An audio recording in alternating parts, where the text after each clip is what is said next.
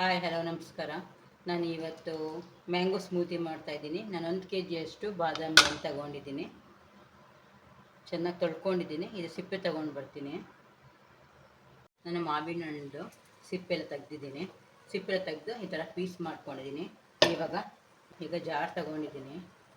ಜಾರ್ಗೆ ಈ ಮಾವಿನಕಾಯಿ ಪೀಸೆಲ್ಲ ಹಾಕ್ಕೊಳ್ಳೋಣ.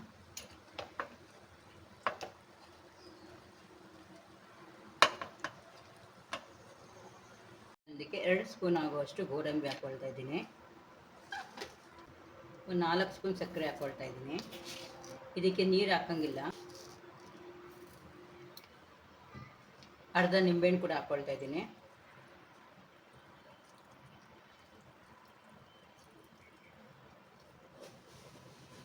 ಇದಕ್ಕೆ ನಾನೊಂದು ಚಿಕ್ಕ ಗ್ಲಾಸ್ ಅಷ್ಟು ಹಾಲು ಹಾಕ್ಕೊಳ್ತಾ ಇದ್ದೀನಿ.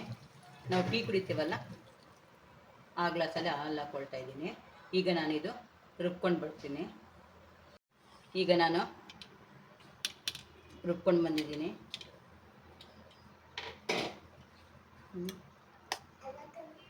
ಎಷ್ಟು ಗಟ್ಟಿಯಾಗಿದೆ ನೋಡಿ. ಇದಕ್ಕೆ ನಾನು ನೀರು ಹಾಕಿಲ್ವಲ್ಲ, ಇದಕ್ಕೆ ನಾನು ನೀರು ಹಾಕಿಲ್ಲ. ಈಗ ನಾನು ಸರ್ವ್ ಮಾಡ್ಕೊಳ್ತೀನಿ. ಇದನ್ನು ಗ್ಲಾಸ್ಗೆ ಹಾಕ್ಕೊಳ್ತೀನಿ.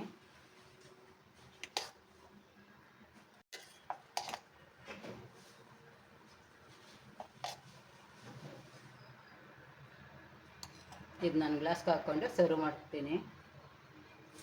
1 kgಗೆ ನನಗೆ 3 ಗ್ಲಾಸಷ್ಟು ಆಗಿದೆ. ಇದಕ್ಕೆ ನಾನು ಮೇಲೆ ಸ್ವಲ್ಪ ಬಾದಾಮಿ ಹಾಕ್ಕೊಳ್ತೀನಿ. ನಾನು ಬಾದಾಮಿ ಪೀಸ್ ಮಾಡ್ಕೊಂಡಿದ್ದೀನಿ, ಅದು ಹಾಕ್ಕೊಳ್ತಾ ಇದ್ದೀನಿ. ನೀವು ಬೇಕಾದರೆ ಡ್ರೈ ಫ್ರೂಟ್ ಸಣ್ಣದಾಗಿ ಕಟ್ ಮಾಡಿಕೊಂಡು ಅದು ಕೂಡ ಹಾಕ್ಕೊಳ್ಬೋದು. ಎಷ್ಟು ಬೇಗ ಮ್ಯಾಂಗೋ ಸ್ಮೂತಿ ಆಯಿತು. ಮಕ್ಕಳೆಲ್ಲ ಮನೆಯಲ್ಲೇ ಇದ್ದಾರಲ್ಲ, ಈಗ ಅವ್ರಿಗೆಲ್ಲ ಈ ಥರ ಮಾಡಿಕೊಟ್ರೆ ತುಂಬ ಖುಷಿ ಆಗುತ್ತೆ. ಚೆನ್ನಾಗಿ ತಿಂತಾರೆ ಇದೆಲ್ಲ. ನಿಮಗೆ ಈ ಮ್ಯಾಂಗೋ ಸ್ಮೂತಿ ಮಾಡುವ ರೀತಿ ಇಷ್ಟ ಆದಲ್ಲಿ ಪ್ಲೀಸ್ ಲೈಕ್ ಆ್ಯಂಡ್ ಶೇರ್ ಮಾಡಿ. Thank you.